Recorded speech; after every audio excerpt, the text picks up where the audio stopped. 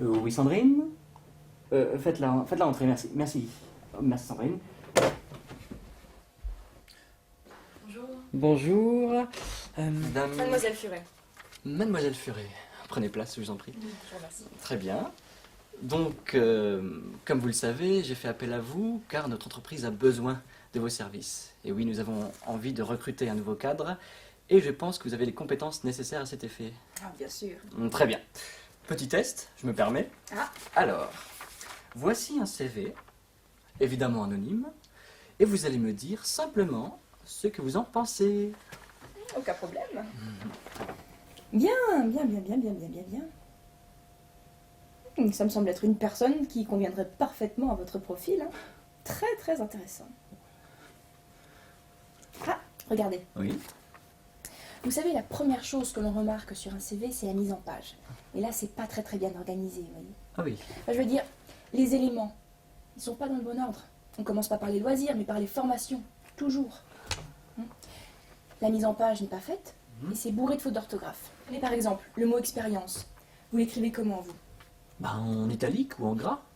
Non, je veux dire, il est écrit avec 2 P, là.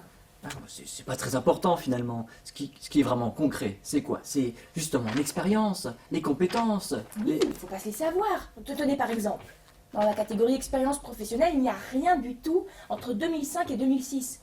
À mon avis, c'est une personne qui s'est payée une année sabbatique aux frais de la princesse. Ou c'est peut-être simplement quelqu'un qui s'est perdu dans son orientation. Regardez dans les loisirs, ça se voit aussi, hein.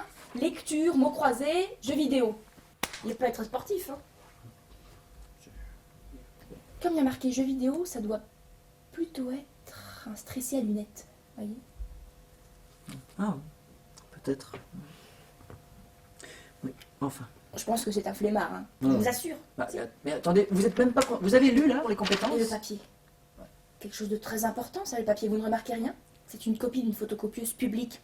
Je dirais entre 10 et 20 centimes la copie à vue de nez, comme ça. C'est simplement du papier recyclable. Bah oui, avec ça on coupe moins d'arbres, hein. Monsieur Boursin.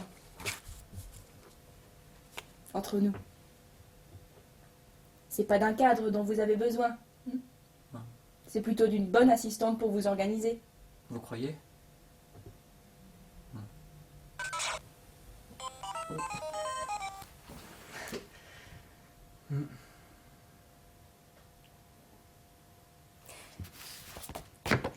On vous racontactera. Merci.